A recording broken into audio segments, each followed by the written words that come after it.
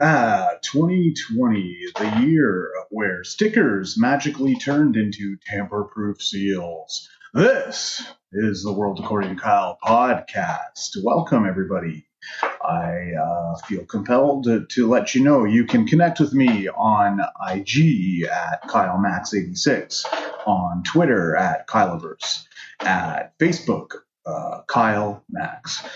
All right, let's get things started. Now, normally, as you may or may not know, I separate my podcast into two sections, one being normal news and one being sports news, TWA2K. Sports is always the latter portion of the show, but I feel as if there is one of those moments where we are intersecting worlds here, and I will start my podcast with a sports topic that also intersects with just normal news and world events. Now, that topic is Rose Namajunas, aka Thug Rose's knockout during the UFC title fight against Wei Li, the Chinese former title holder of the strawweight division. Now, I felt as if that was one of the more politically charged sports moments of all time, ever since the Miracle on Ice. I felt like that really intersected both politics and sports, and I feel it necessary to give a shout out where all these sports leagues are trying their best to put out some sort of equality and diversity and women's version of what they're doing, whether it be the WHL, the WNBA, the lingerie football league to a lesser extent, let's just say. But like, I feel like all these sports leagues are trying their best to put out women's versions, where the UFC is having women compete in their men's league, in the men's league, and putting them a normal men's events and having it be a fucking success. Like, I want to see these women fight. Like, I want to see Amanda Nunes. I want to see Mackenzie Dern. I want to see Rose Namajunas. I want to see Valentina Shevchenko. Like, all the and that's just the tip of the iceberg. So, where all these other leagues have failed and created products that aren't working, the UFC has created something where we can have women compete and not have it be like a joke, and not have it be like we're watching a lesser product, because like, you can put these fucking fights in main events. Like the last UFC, 2 of the 3 main events, because they were all title belt fights, were women's, and they were fucking great. So the UFC has really nailed equality where everything else has failed, and if you were a woman, you should feel incredibly proud of Thug Rose's transition to title holder. Like, when she got fucking pile drove fucking down to the ground and got knocked out in her rise back up to be able to get that title belt, and the battles and the fights that she had to fight. That was an incredible sports moment, where politics intersected sports, and in such a way that just made you feel like freedom wins. And, in the last episode of this podcast, we were talking about Asian hate crimes. And this is the type of podcast where we will denigrate hate crimes against Asian, and we will celebrate head kicks to the head of communism and freedom winning in the end. And in sports where people actually give a fuck about, not discus luge arrow shooting and becoming professionalized in sports that people don't give a fuck about every single other day of the year, but for some reason once every 4 years decide that that's worth caring about. No. We do not consider that a athletic achievement. And I notice that it's always the less sports-driven populations of countries that they're really likely to be great at things that are very obscure and people don't care about. So I felt like that was something that intersected both sports and regular news and politics and, just kind of what's going on in the popular culture narratives. So, again, stay tuned for TWA2K Sports at the end of our regular show, but we shall get on to our regular show. Now, since when did Twitter start asking, do you want to read an article first before you post about it? I guess my one friend told me that they started doing this like a few months ago. It's like, well, what, Twitter? I just want to post an article that reflects exactly what I think without having first read the article. Is that too much of a problem? Twitter. Apparently it is, and now it asks you, do you want to read the article first? Before, and my friend told me this was a couple of months ago. I usually read articles, but sometimes I want to post something, and it's like an article that I'm going to read later, and already kind of parrots a narrative that I think about, but for some reason I'm just kind of putting that on my timeline in order to remind myself to go and read it later. So yeah, Twitter, what the fuck? Like, I just want to post an article that I didn't read about and present it as my own thoughts. So yeah, a L against doing that. And speaking of Twitter, I wanted to comment on this in the last couple episodes, but we kind of got overrun on subject matter, so let's kick it down to this. So there was this tweet that Ninja brought up. This tweet is on September 15th, 2020, and if you are unfamiliar with Ninja, he is a professional gamer, an gamer, and he felt compelled at this point on September 15th, 2020 to comment on the NFL and kickers. And I know this is another intersecting sports and life section, but we're just going to have to deal with that because every now and so often sports does reflect life. And so he tweets, I don't understand how kickers just ... laughing, crying.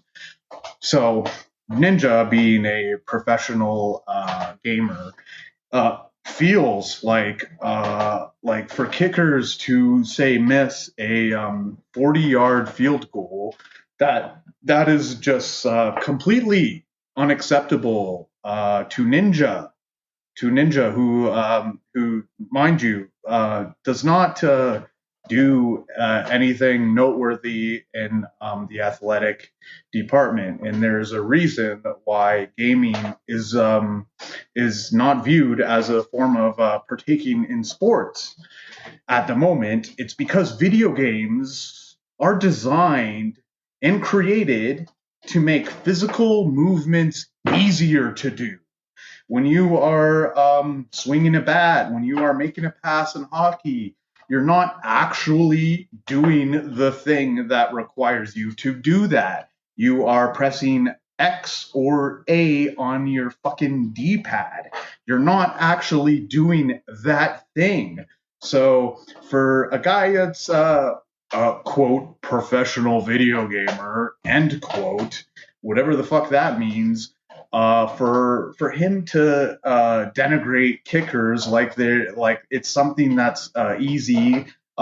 You do know that when you're kicking, you have to compensate for environmental factors like wind, like snow, like rain. You're not just pressing A or B and trying to hit it within the fucking exact range and stopping. Like you act like fucking video gamers are some sort of gift to society. Are they making society better? Like, what would video gamers be good at if it wasn't for video games? Thumb wrestling. They would be great sewers. Like, you act like video game is like a perfect reflection of hand-eye coordination. It is not. Is a reflection of eye finger or eye thumb coordination. Like I said, if you weren't good at being gamers, what would you be? Would you be professional athletes? No, you would be fucking sewers. You would be working in fucking sewing factories and stitching Nike logo. Like, you would be really sick at that. Trust me, bro. Like, for a video gamer to think that he can all of a sudden just like how it's such an egregious mistake for a kicker to shank a fucking 40-yard field goal is fucking stupid. I'm sorry. It's one of the dumbest things I've ever heard in my life.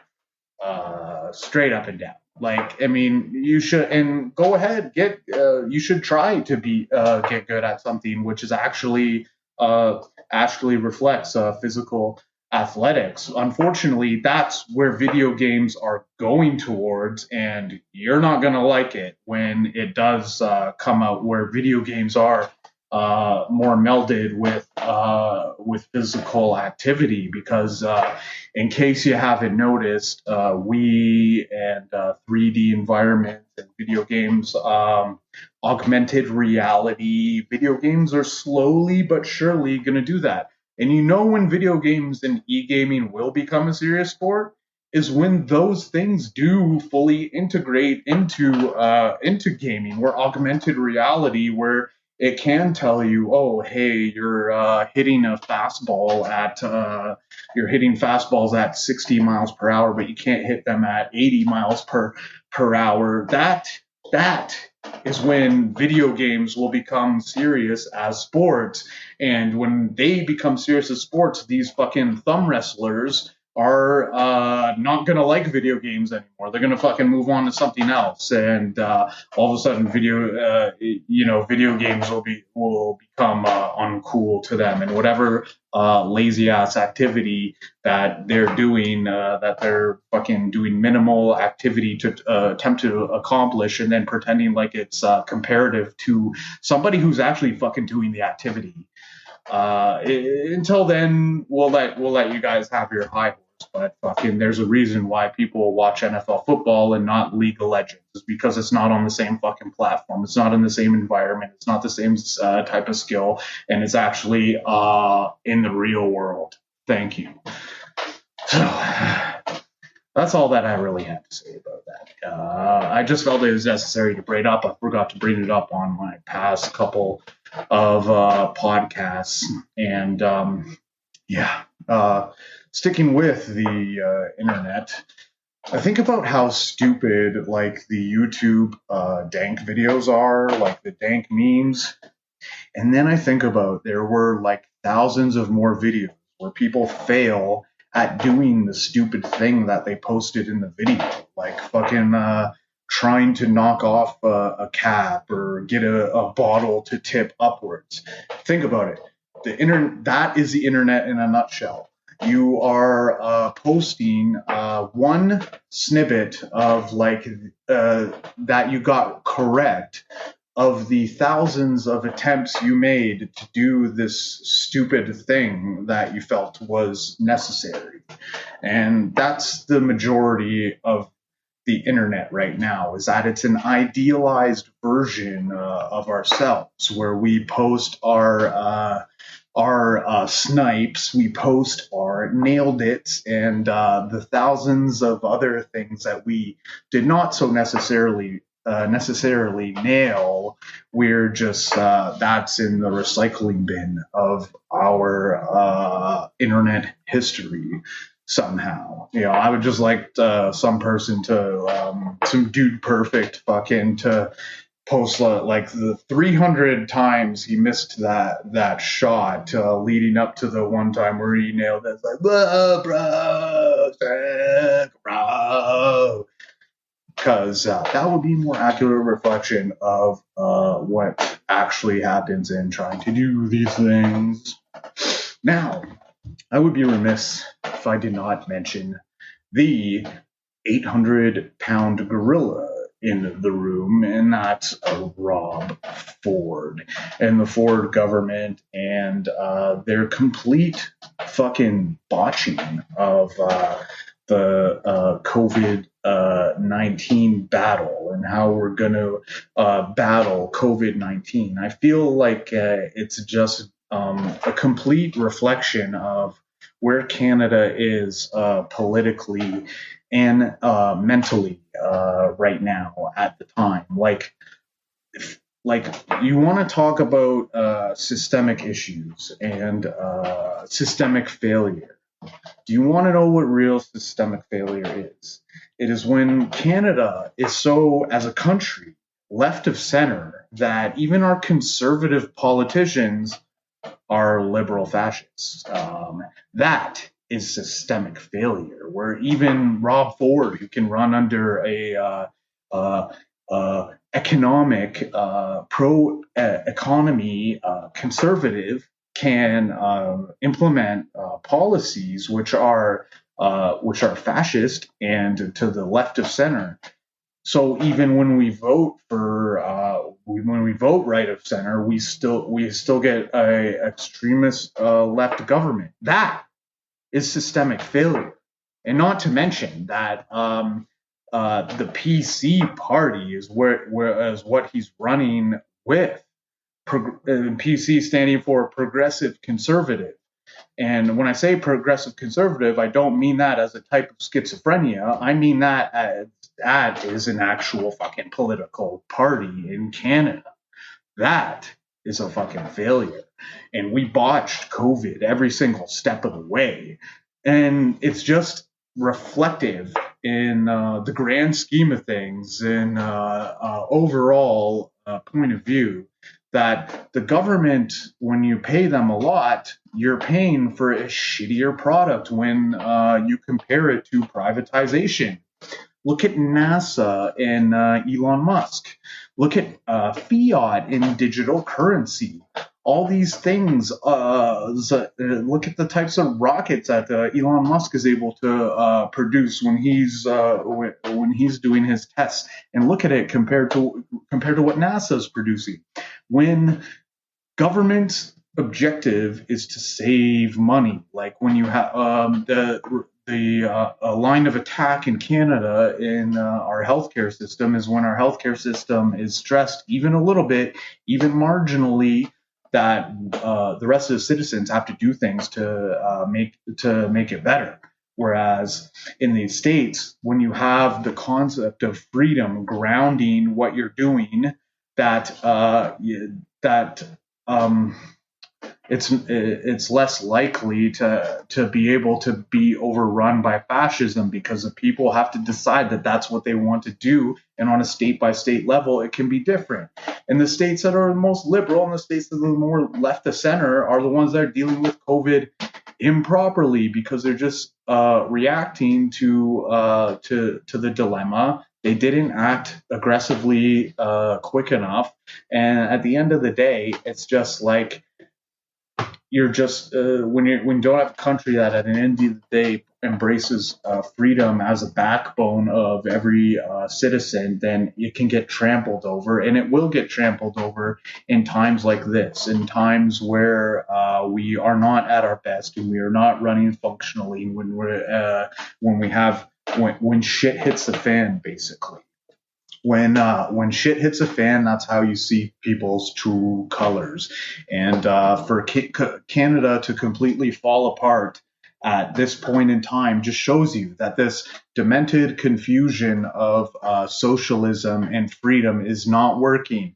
It's helping line the pockets of a few fucking bureaucrats, like the 1%, and that is the only people it benefits.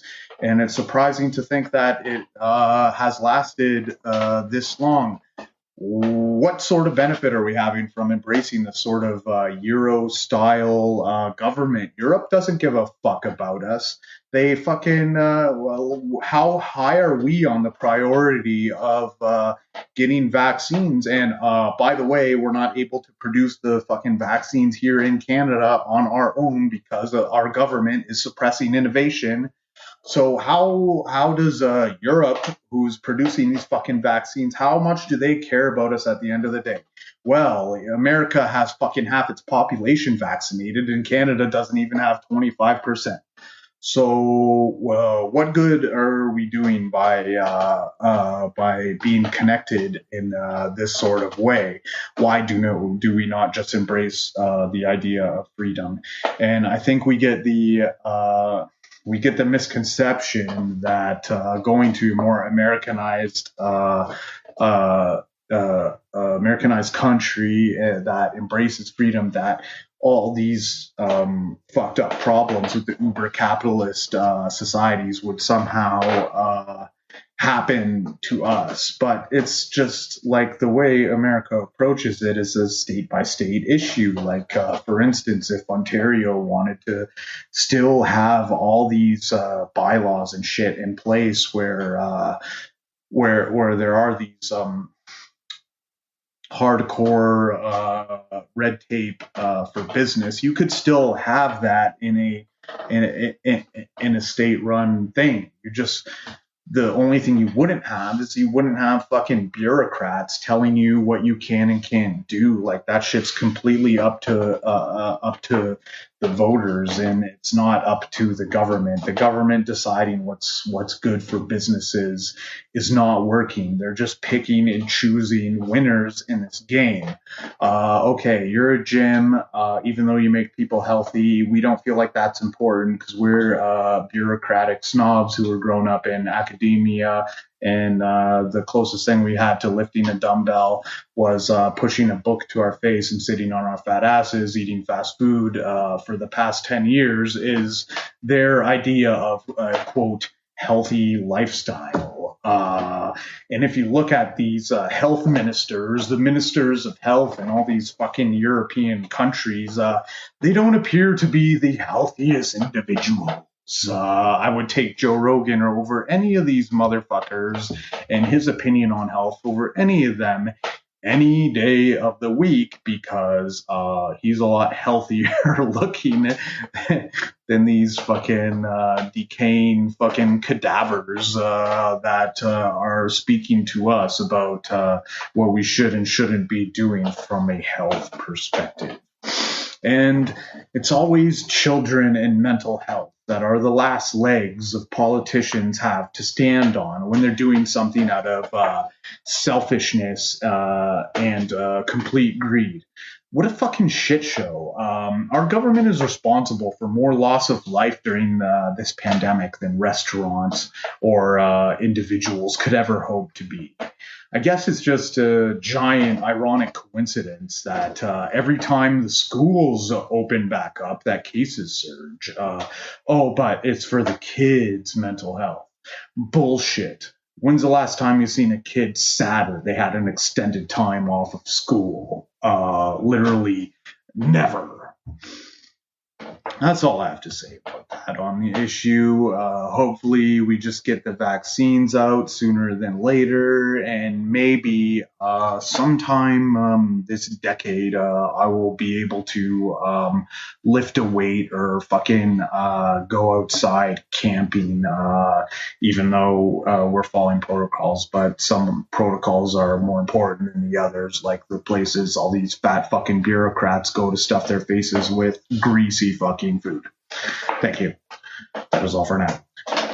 And April was a fucking busy month now, was it? I can't believe that this topic has gotten pushed down this far. But that just so happens that it was out of the virtue of happening earlier in the month as opposed to later. And that was the Derek Chauvin verdict. Now, if you were paying attention, that was what caused, and even in Canada, that was what caused a lot of the Black Lives Matter riots and upheavals, and not so necessarily in Canada riots. I felt like many of the people were peacefully protesting. I didn't see any stories or hear any stories of violent acts or anything like that. So far as we could tell from what happened in Toronto, at least there were. But it did cause protests, and the police officer that killed George Floyd by suffocating him with his knee to the neck during a quote arrest, not quote execution like it should have been. And it's a good sign. It's a good sign that America is starting to come to their senses with these things. Like, from my perspective, I think that anybody with a large amount of power over somebody else should be punished harder for these incidents that it's not really an incident, like these killings. Same thing with that one shooting that happened. Like, you can tell from the body cam that the kid has his hands up, and he was shot after he had his hands up, after he surrendered. Like, with more power comes more responsibility. You want to be a police officer, you want to get good benefits, have a good paycheck.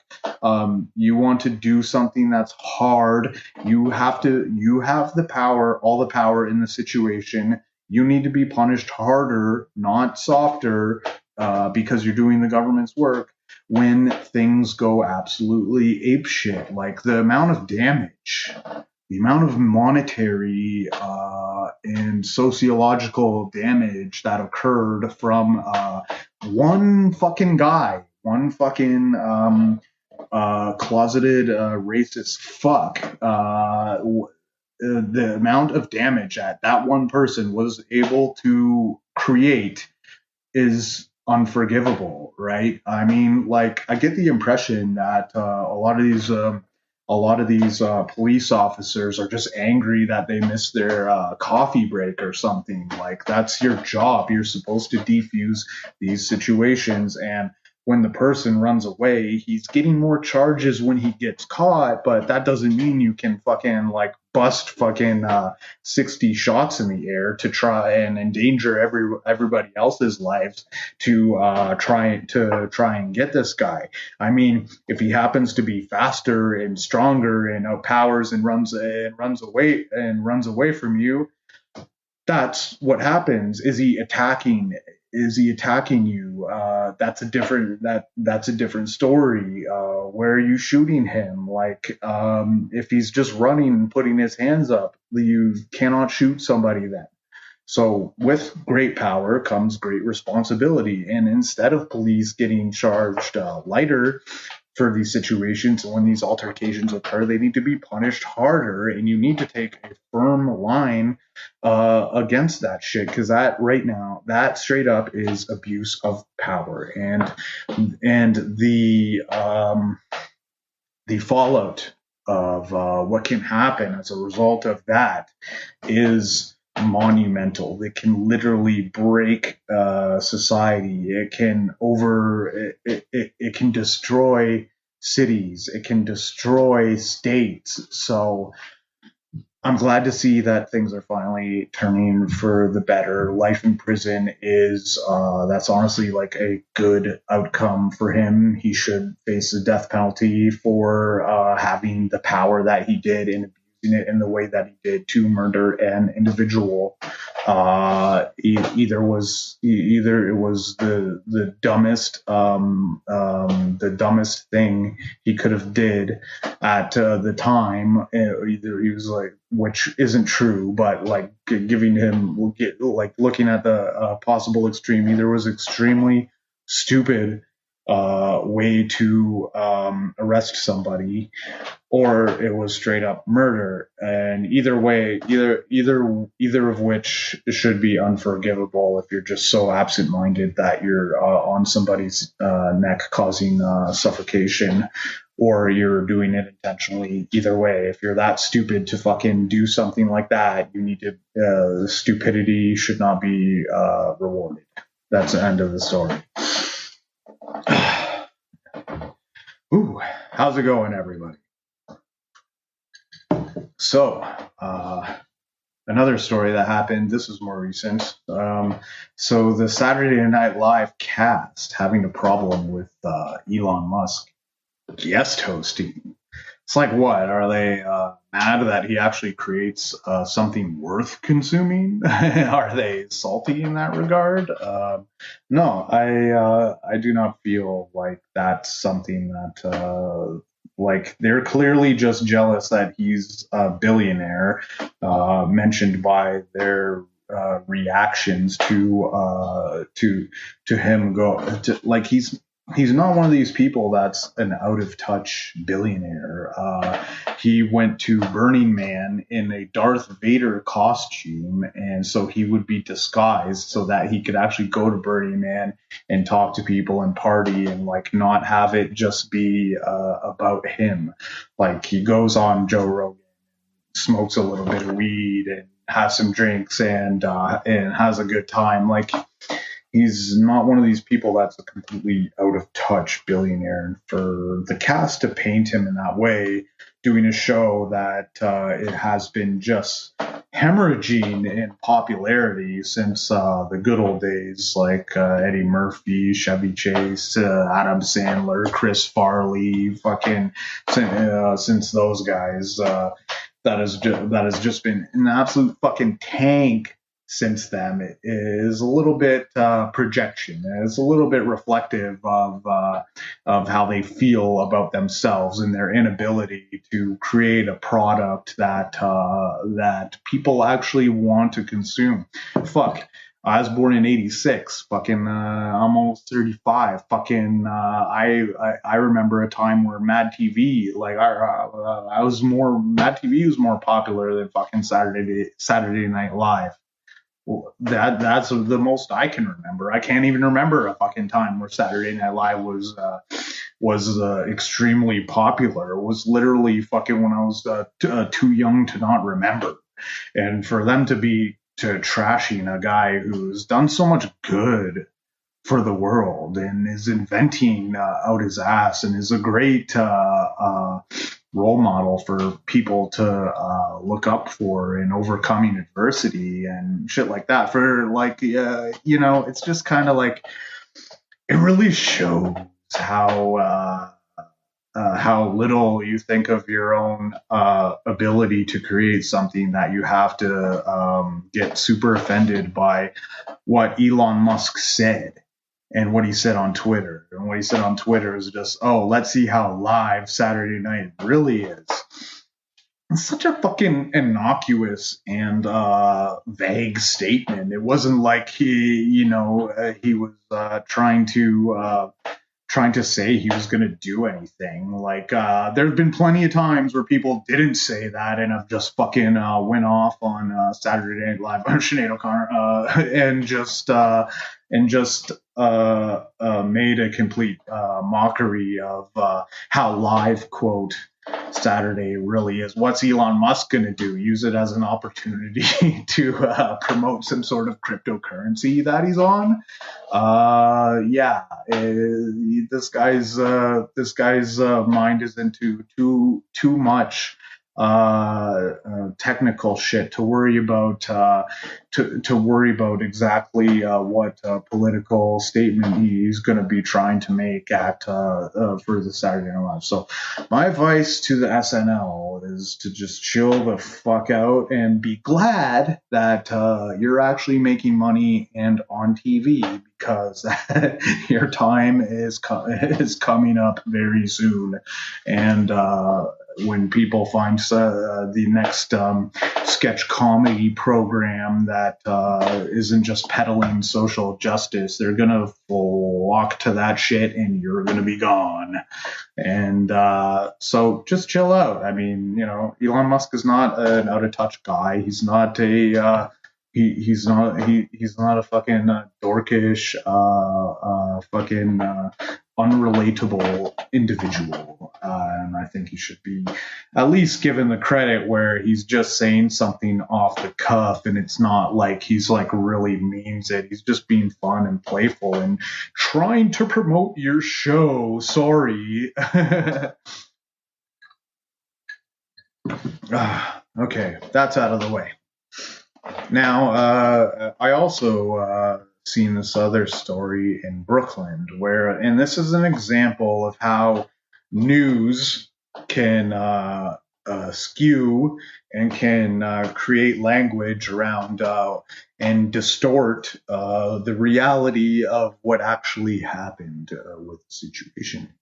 Now, I think this was in Brooklyn, and the title or the heading of this was "Woman Gets Run Over by a Construction Vehicle." Okay, and so I was watching the video. I was looking at the video, and so the woman was jaywalking diagonally through the middle of the street, and on her phone, and only looking at her phone and fiddling with her phone. And she walked into, not got ran over, walked into a construction vehicle, like a bobcat that was used to dig and to excavate. So she walked into the back of it, and it just so happened that the driver was backing up. There were construction pylons up. They weren't up everywhere, but she fucking walked into the back of this vehicle. He happened to be reversing at the same time and ran her the fuck over, and she died. Now, I know that it's a tragedy. I know that maybe it could have happened to a lot of people. But, I mean, these things are hard to see around, and you're not going to see somebody that's maybe shorter, that's behind it. Like, you should not be walking directly into the back of a vehicle that is still operating. You're not paying attention. That is not the vehicle running somebody over. That is somebody running into the back of a vehicle. It's the complete opposite of what happened, and that's how news can skew reality. And I hope that guy does not get fired, or like that could, like, I work with heavy machinery. I mean, I take my precautions and look behind me, but if someone is directly behind me while I'm backing up and they just jump right at, like, as a person who is not operating heavy machinery, who is near heavy machinery, you want to take a little more caution than that and operate around the zones of where you could or couldn't get run over reasonably. And that's your responsibility as someone who has survival instincts. So I hope he did not get in trouble. Now, there was another story where so there's this highway in Canada called the QEW. It's called the Queen's Elizabeth Way. It runs through like Hamilton to through Niagara Falls to Toronto, and I guess somebody got crushed by a sign, a road sign. You know, those like kilometer signs that say you're X kilometers to this road or town or destination. It's like so. I guess a crane that was doing construction was going from one exit to another, going to from one uh, uh, region to another construction zone, and his his claw or whatever hit the top of a one of those signs, and talk about bad luck. The one of the sign fucking collapses as the claw hits the pole, and the sign comes crashing fucking down onto a guy's vehicle who's likely headed into work that day. And there are a few people who are actually late for work that day at my work who were affected, who like their journey was affected by that which had just happened. Now that's a little bit of a different story. Like, should he have been instructed to go from one place to another? They should they have, or should they have not have the whole section blocked off? This guy could get time in prison, so he could get up to 12 months in prison for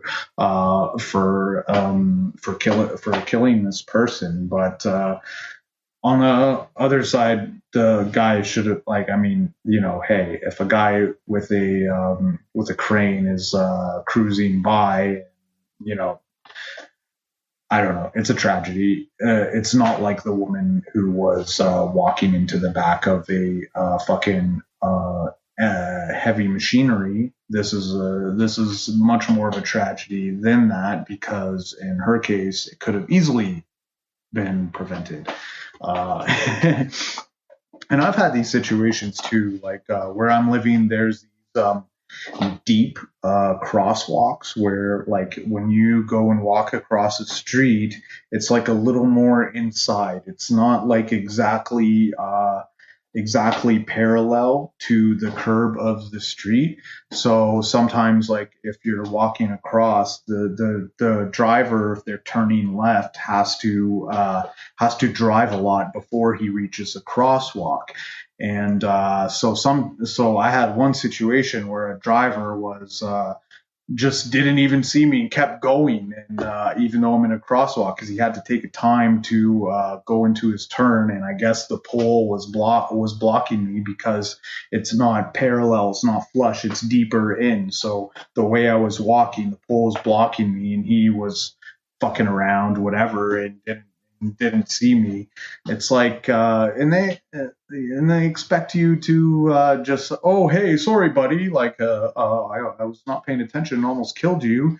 So hey, what if I pulled out my Glock and started blankly at your car? Oh yeah, I know I could have killed you, but I just felt like shooting my Glock in the air in the direction where you were going. So there's a lot of different situations and things you can get into on the open road, and there are some. It's all qualitative. It's all on what actually happened, not exactly cut and dry situations. And that's a major problem in Canada, is that Canadians aren't really worried about getting shot. They just think they can just say, oh, I'm sorry. Hey, sorry, I almost ran over you, buddy. If you're saying sorry more than like once a fucking day, you're probably a really big fuck up in life, and you should strive to say sorry less times, instead of just oh, blase, I almost ran you over, I'm sorry type of things. Like, I, as a Canadian, strive to say sorry as little as possible. Because at the end of the day, when you're saying it as much as most Canadians, it's a little more meaningless when you don't say it. When I say sorry, I want it to fucking mean something, like, oh, hey, shit, my bad. that was truly a genuine fuck up by me. I am sorry, not just sorry and casually going about my day, not paying attention to shit and almost running people over. All right, so now is a little time for some story, a little story time action on the World According to Kyle podcast. So I want to talk about these, some might call pyramid schemes. And I'm the type of person where I like to kind of like dip my toe. I like to just dip my toe in things from time to time and kind of just get my feet wet, like no big deal. Like it's not like my like Tim Dillon would call fake business. It's not quite fake business. It's real business, but I might take my toe out of that pool. I might take my foot out of that water. I just kind of want to get it wet a little bit.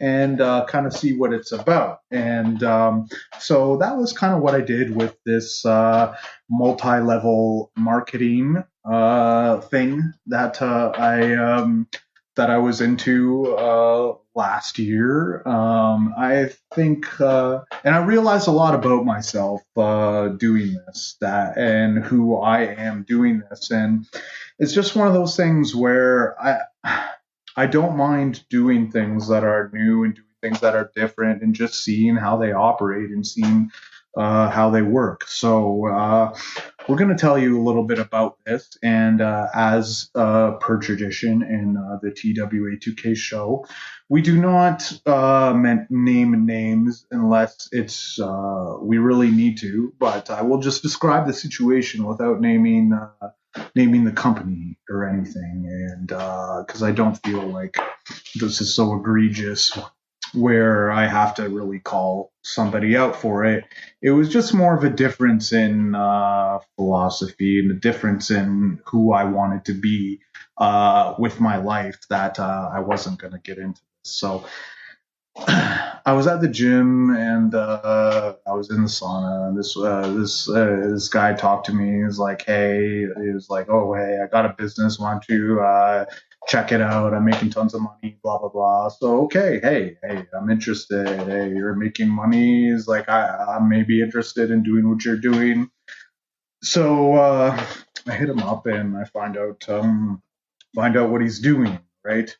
And I guess so he's selling products, vitamins, health stuff, food, etc. through this company. And the way they generate money is by a tier-based system and having other, you're recruited by somebody, and then you recruit others, et cetera.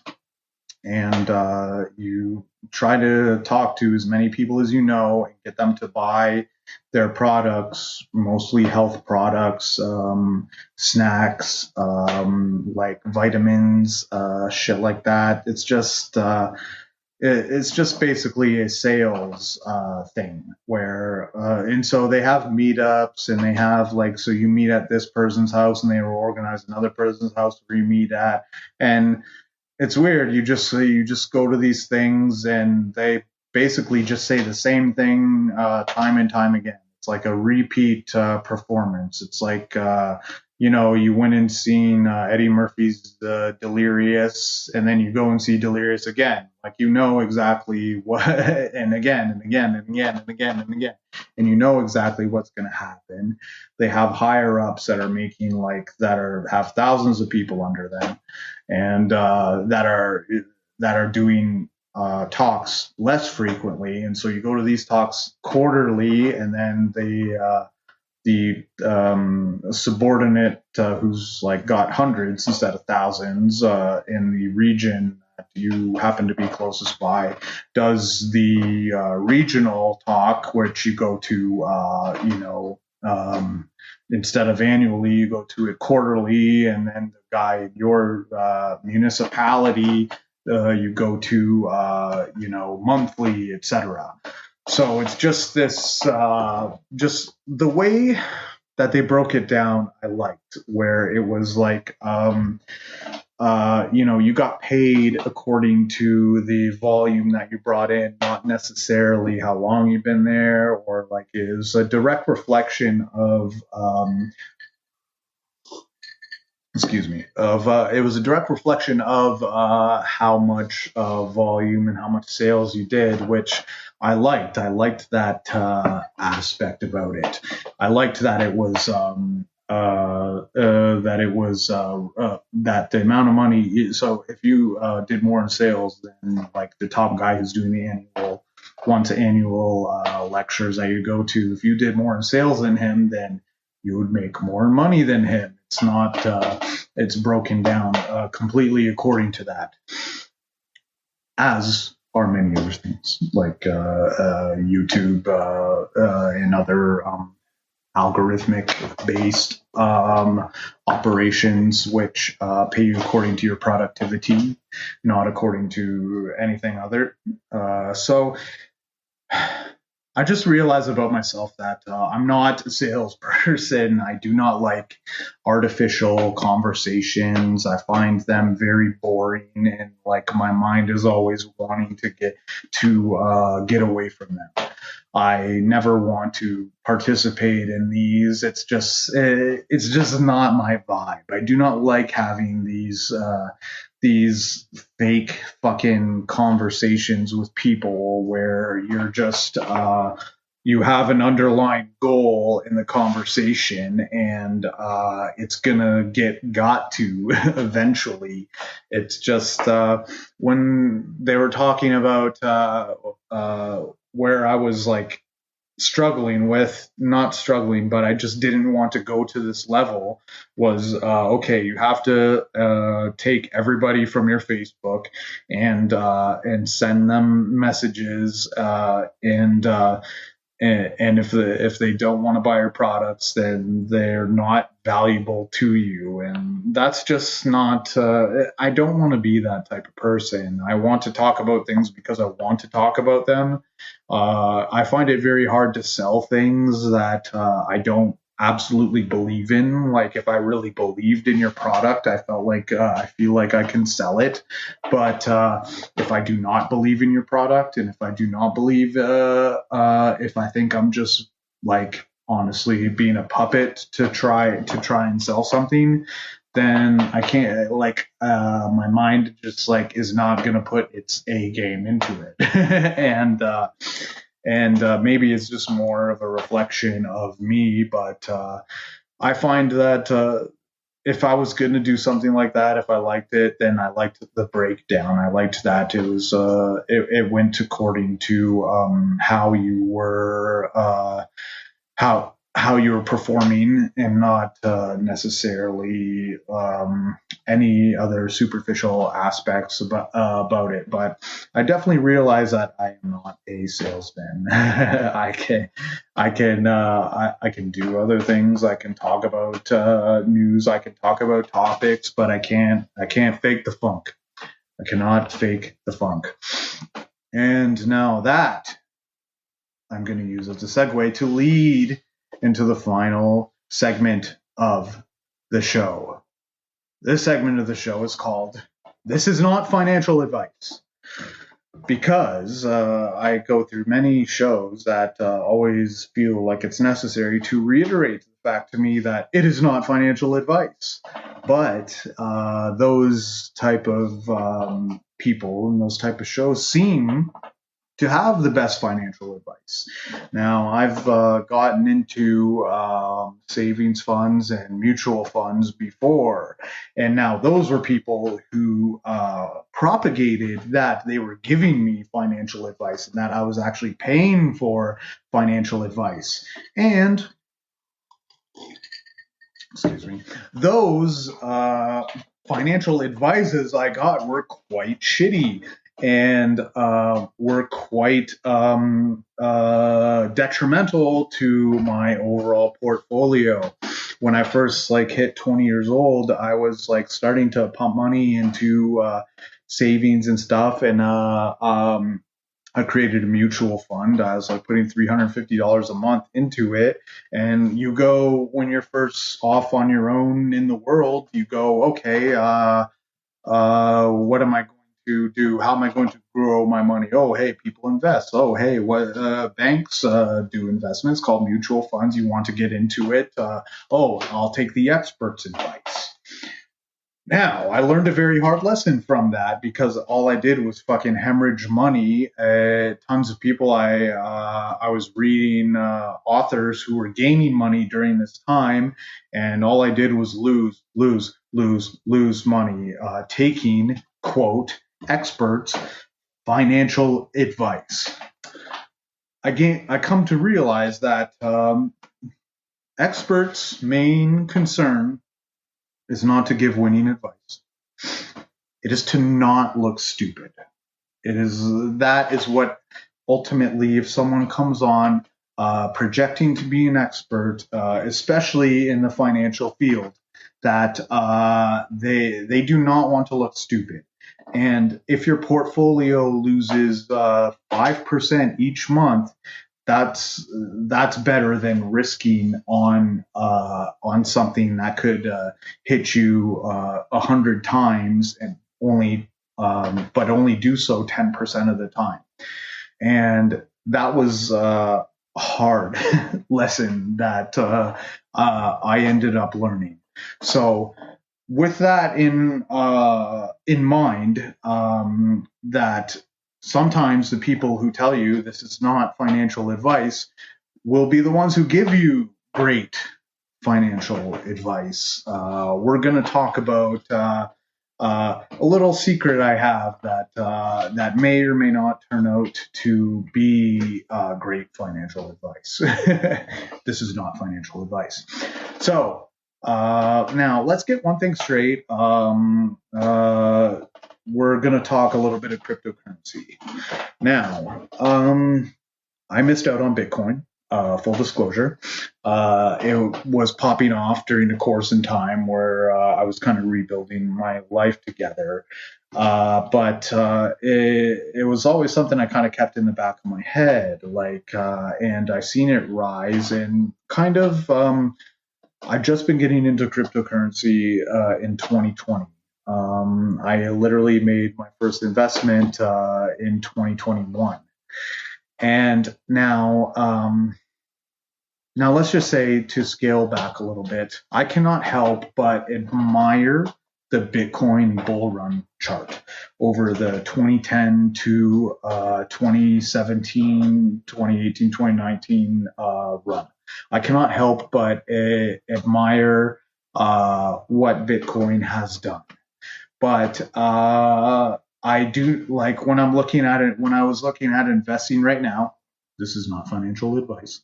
When I was looking at investing right now into cryptocurrency, I did not feel that Bitcoin at the price that it is at right now, so plus 50K USD, is not a worthy investment. Now, I felt that other cryptocurrencies were a better investment than Bitcoin because there's all I see. Okay, so Bitcoin solved one major problem, right? It solved the payments problem. And but in solving that problem, it created 100 more other problems. It's owned by someone who's anonymous. The amount of coins is limited.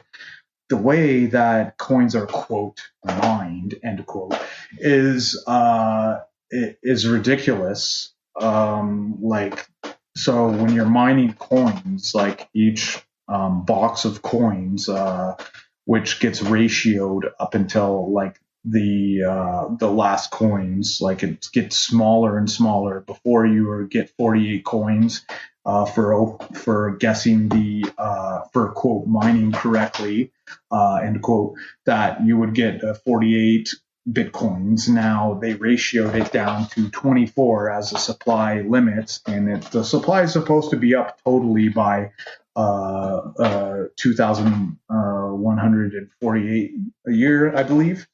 But either way, the supply is extremely limited. And the way that you mine these Bitcoins is by having computer systems guess at what the code is to unlock these bundles of Bitcoin.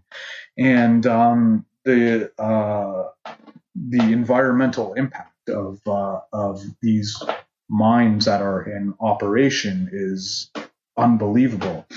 It's like taking all of the worst problems of the old world and like creating a new world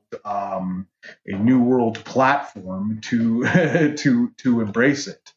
And the more I go into it, I just do not feel that investing in Bitcoin right now, like it could hit 100K.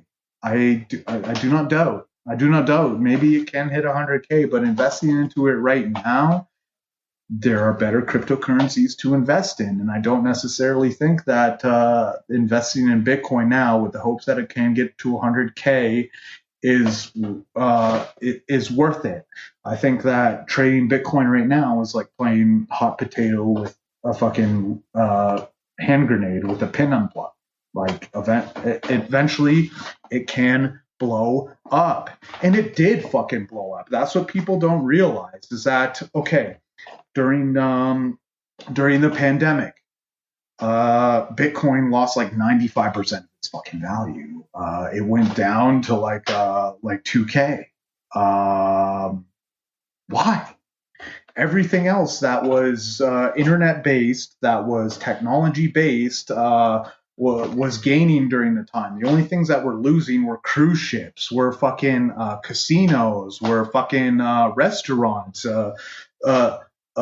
A product that is supposed to be a quote future technology that we're all supposed to be gonna be using, and fucking like that is supposed to be widespread. Why did that lose so much money if it's such a great fucking technology?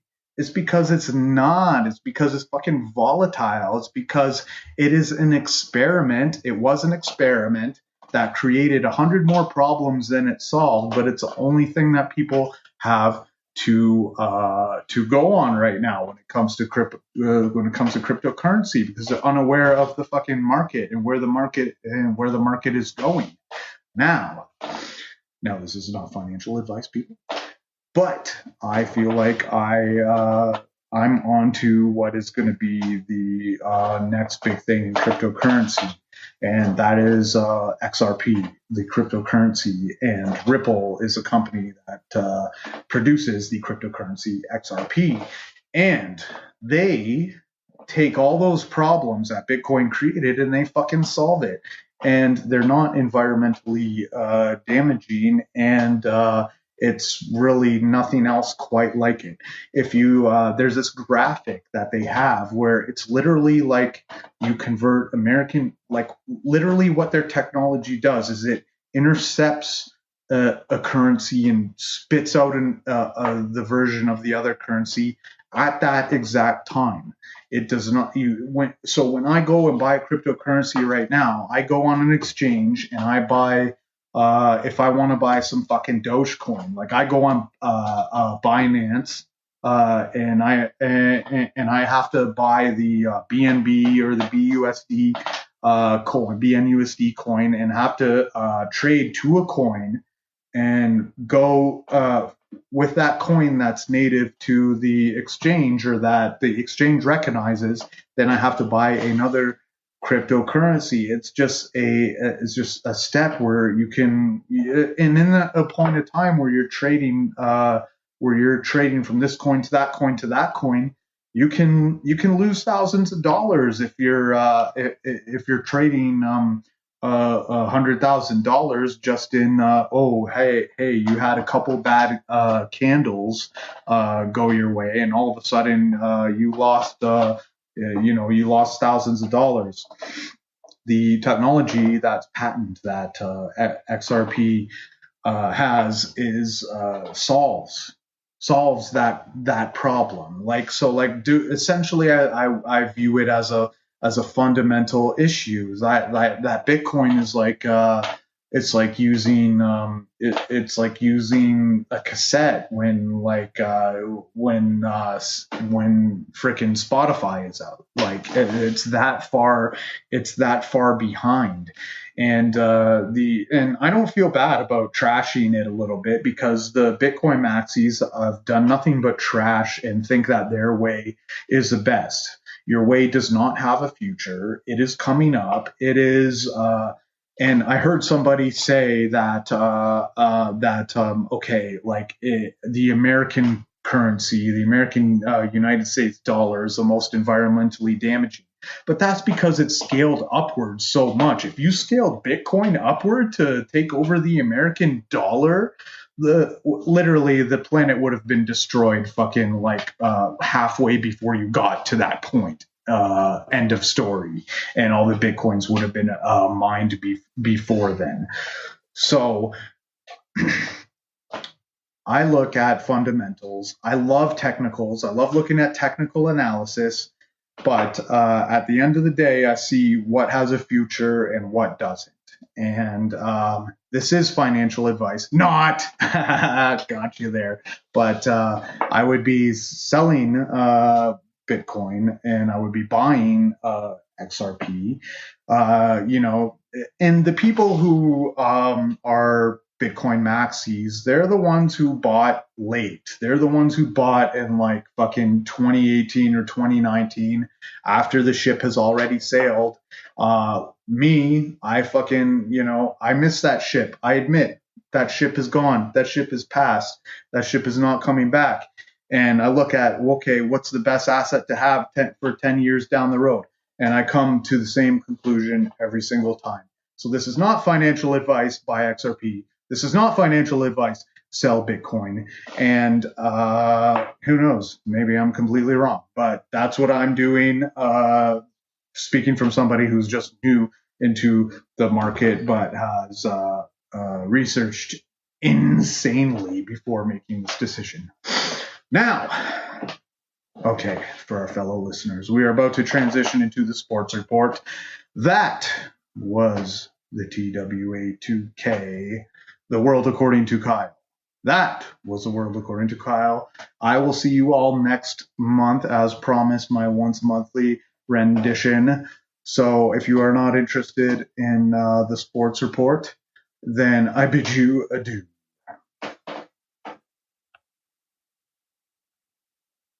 All right, TWA2K Sports, what the fuck is up, everybody? All right, it's been quite a month in sports, to say the least. We got a lot to talk about now. There's way too much positive stuff going on to comment about the LeBron thing. I consider that a back burner issue, but don't worry. Don't worry, we'll bring up Days of Our LeBron on another episode. Unfortunately for that topic, there's way too much good going on in the world of sports to pay any mind to that sort of soap opera. Now, man, has this absolutely been everything you could possibly want in an NFL offseason. Last TWA2K Sports, we were talking about the trade that San Francisco made to get into the third spot of the NFL draft. And Pro Football Talk was talking about how Mac Jones was going to be the prospect for the 49ers, which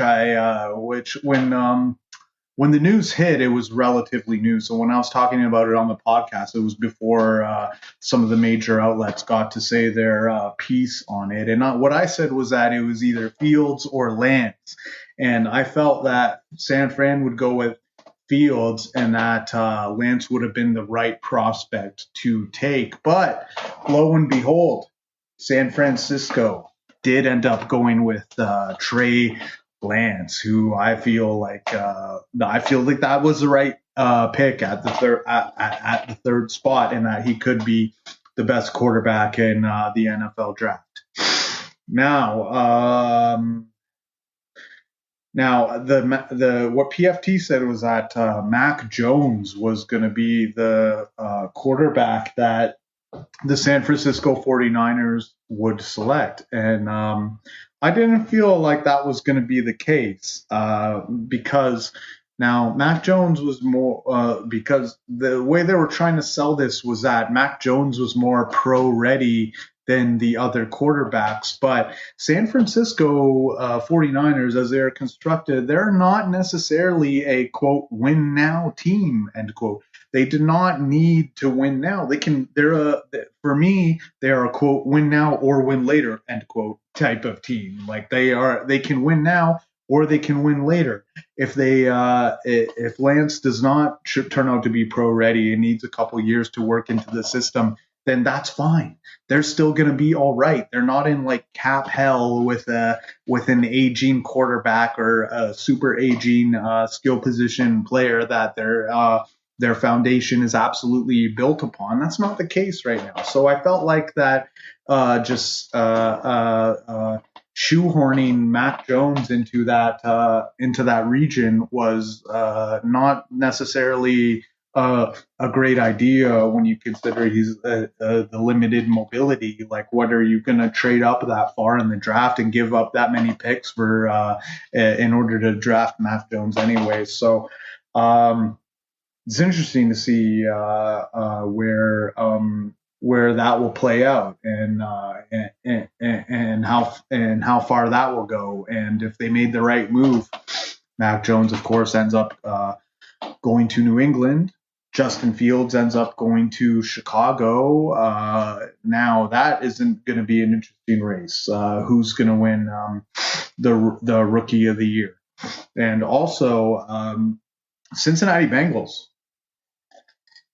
My team. They're my team. Now, I've been known to switch my favorite teams, but for the last few years, my team has been Cincinnati. I love high-powered offenses. I love throwing offenses. I love them ever since the days of fucking Ocho Cinco, TJ Hushmanzada. They've actually got a pretty good history. Love their jerseys, etc. Now, I've been a Seahawks fan before. I'll tell you, the day that I ended my Seahawks relationship was when Pete Carroll decided not to run the fucking ball and how chucked up the interception. That is when I stopped becoming a Seahawks fan.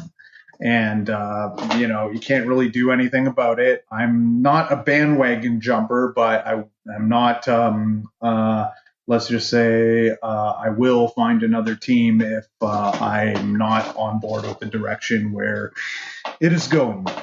Now, a lot of Cincy fans are mad that we did not take Penei Sewell and we instead opted for Jamar Chase from LSU. Now, this has come from someone who I felt like if it was between Pitts, Chase, and Sewell, I take Pitts first. And I was more of a toss-up between Sewell and Chase. But, I mean, since Pitts got taken by Falcons the pick earlier, I think that having an elite wide receiver is more of a difference maker than having an elite offensive lineman. The offensive lineman cannot go and catch fucking balls for you. Now, Penei Sewell is an absolute stud, and the Detroit Lions should be super happy with fucking getting him at the pick that they got. But I do not mind the Bengals taking Chase, because having Chase with Higgins and Boyd and fucking Mixon, that will put you over the top. Having one offensive lineman that's really good will not put you over the top. That will not, that will not give you the best offense in the league. You can, let's just say the difference between a great wide receiver and a great offensive lineman is this positional value, and having a better wide receiver is higher positionally than if you have a great offensive lineman. As great as Penei Sewell would have been, and I would not have been mad at the pick that I don't think like you can really hate on taking Chase and then prioritizing offensive linemen through free agency, through trades, through lower positions in the draft, which they also did, is not a terrible thing. And for you to think Joe Burrow is gonna die in that situation, I don't think so. I think we can, if we have the foundational pieces. The the goal in the draft is not to plug holes. The goal in the draft is to enhance your skill at positions. And if you have the chance to enhance your skill at a skill position and you end up plugging a hole with the BPA, with the best possible available player, I think you're doing a little bit of a disservice to your team.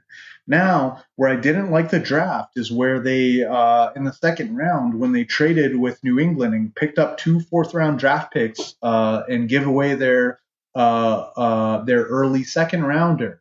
Now they had an eye. They had an eye on the guy that they ended up taking, the Clemson guy.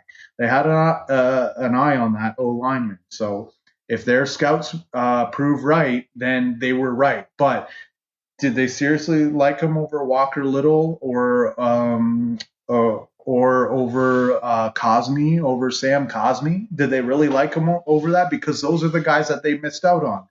Now, I can kind of understand it if they were super high on this guy, how the similarities between Joe Burrow and Trevor Lawrence were such that the lineman that they took was the right guy for them. Then I don't mind that trade, and they picked up 2 fourth-round picks. Ended up getting some D linemen with that pick. Then I kind of don't mind what they did, but Cincinnati has been known to spend less money on scouting than other teams, and that if this was just an issue where they missed out, if Cosme, if this guy doesn't perform to the level that Cosme and Walker Little performed to, that was a fucking bad pick. And but with the rest of the draft, I don't mind what they did. But trading 2 fourths for a guy that when you could have picked a pretty top tier O lineman is a risk. And even if he maybe Oakland Raiders liked him and they would have taken him off the board because the projection said that guy was going to go in the late third or early fourth round. So you could have got him later and picked up 2 O linemen. You could have got Cosme and you could have got the Clemson guy at the top of the first. But instead, you took 2 more fourth round picks for that. So we will see what happens. I hope this is that this is a sign of things to come. A lot of people hate on Cincinnati ownership, but I didn't think that them committing to Andy Dalton was really necessarily the right move. And if they didn't choose to rebuild when they did and sell all those guys like Sanu and Jones, and they wouldn't be in the position they're in right now with Burrow and Higgins and Mixon and all these guys ready to make a push if they didn't do that. So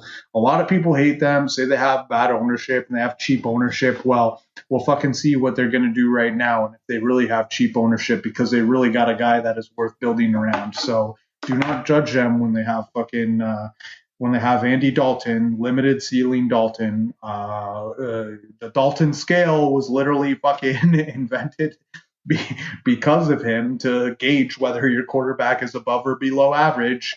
For them to not want to build around him isn't the fucking worst thing in the world. So that's what they did. I do not blame the ownership for that. Now we'll see where this goes going forward, because that is one badass offense that they got right now. And Burrow and Chase, I'm fucking excited to see it. I'm happy for Chase. I'm happy for Burrow. I'm happy for Cincy.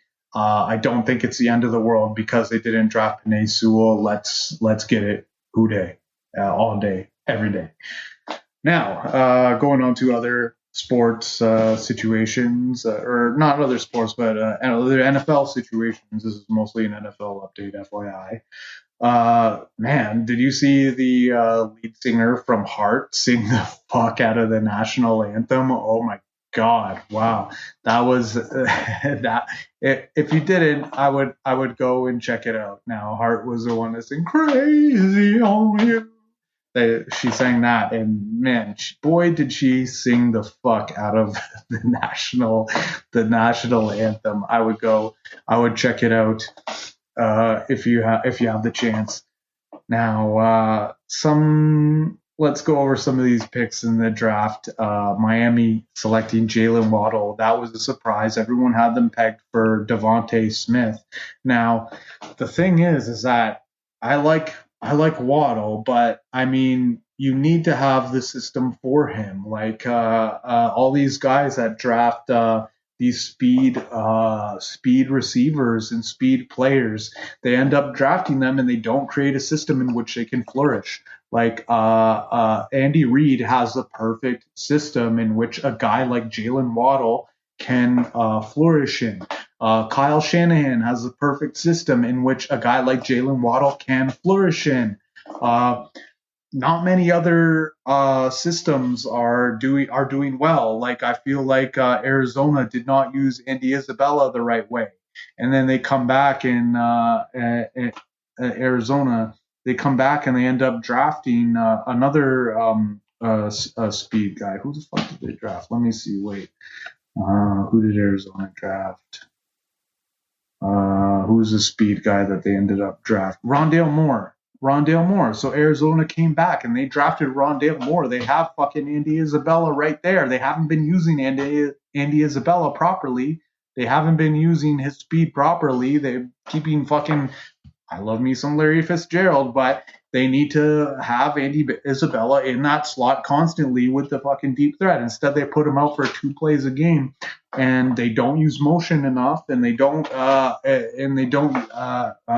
to capitalize off of man coverage and pre-snap reads in order to scheme Andy Isabella open. It's a very fucking fine line. You need to embrace pre-snap motion and pre-snap reads and motioning your slot guys if you want to have these sub 6 foot guys who can run extremely fast. The thing I hate is talent not being utilized correctly. You have to utilize these guys' talent correctly. And if you do not, then what are you doing drafting them so high? So like Raiders with Ruggs, like you're not running enough schemes in which you're able to capitalize off his talent, right?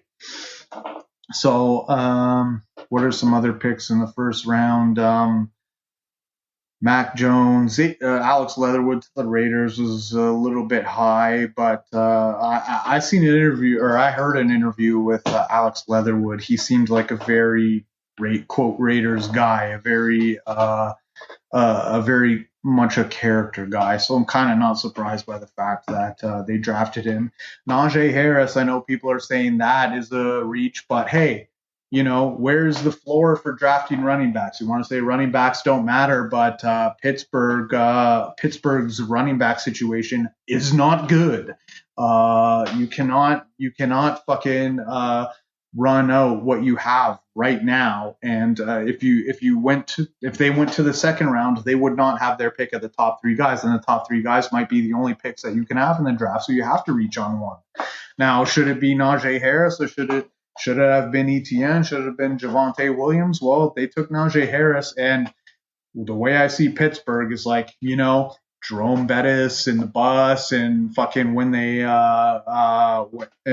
Pittsburgh, that's a Pittsburgh guy, basically. The bus, that's the new bus. Harris is the new bus, and that's fine. They do not have that in their game right now, and I do not mind taking reach on an RB like that, because just because you say running back's the least valuable position, it doesn't mean that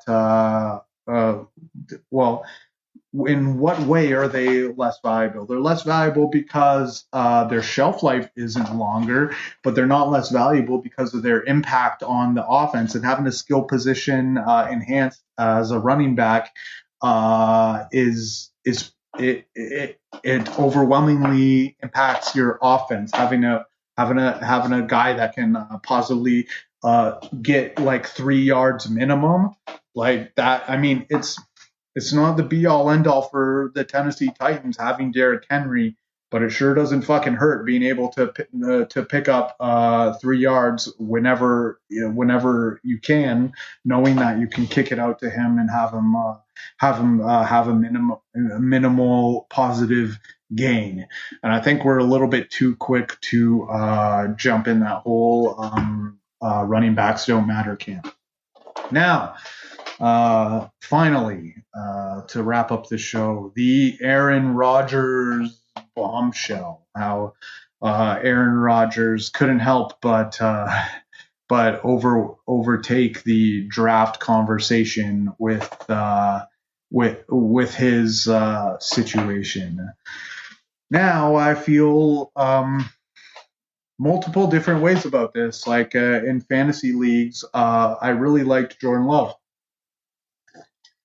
I really like the skill, the potential, what he can bring to the table, the throws he can make on the run, etc.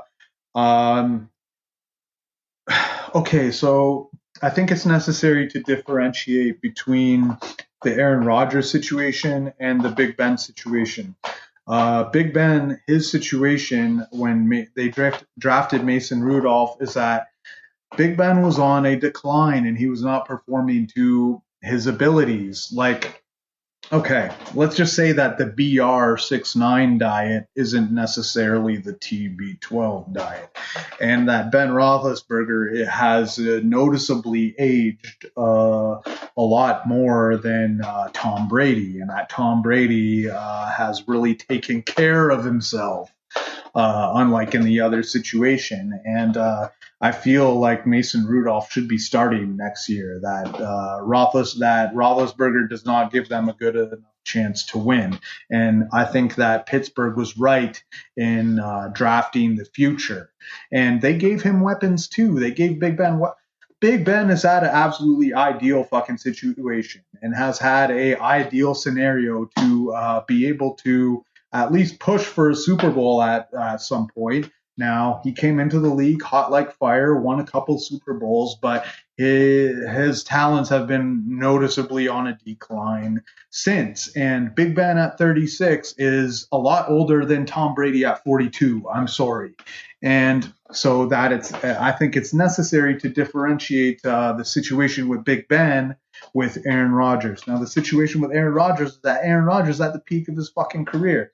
Now, I love Jordan Love, but Aaron Rodgers, and I think he's a great project. I think he's he needs to start getting some playing time, and that he could potentially be better than half the quarterbacks of the league.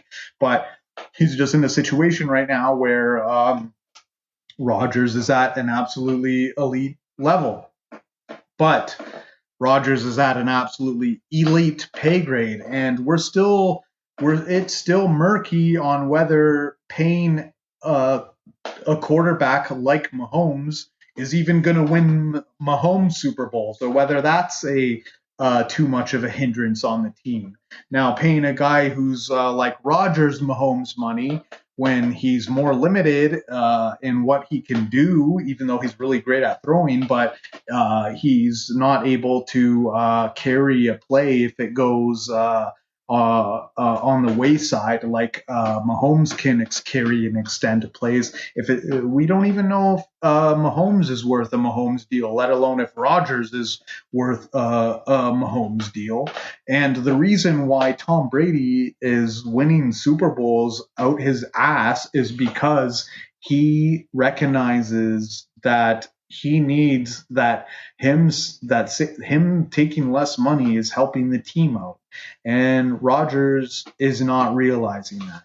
So I'm stuck between that side with Rodgers and the side where, I mean, come on, Green Bay, you passed up on you passed up on these potentially elite wide receivers that could have really helped out Rodgers, and instead you take Jordan Love. Well, that's saying to Rodgers, you know what that's saying to Rodgers? That's saying, hey, you know, we want to work this guy up, and look at what Rodgers was able to do. Now, I do not think that even if you added Justin Jefferson, let's say, with what's his name, Devontae Adams. Even if you had Adams and Justin Jefferson on the same team with Rodgers, that it would have prevented that fucking pass rush from absolutely collapsing and falling victim to to Tampa Bay.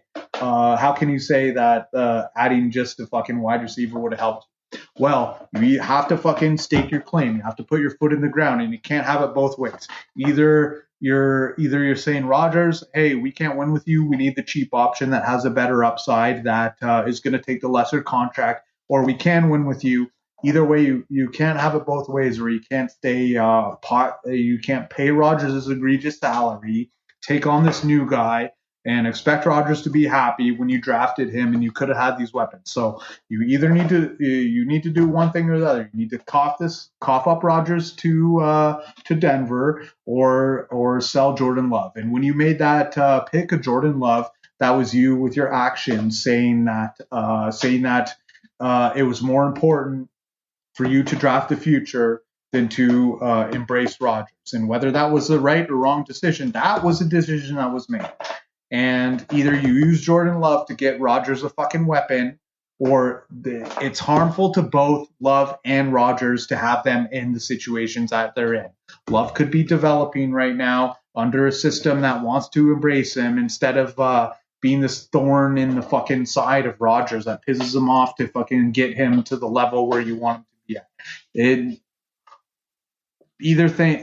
Both things can't fucking exist in the same timeline. And you can't expect Rodgers not to be pissed, and B, you can't expect Jordan Love to like be cool with fucking riding the pine for the next fucking five years as a clipboard holder for Aaron Rodgers when he has the potential to be a top quarterback in the NFL. So that, folks, was the world according to Kyle.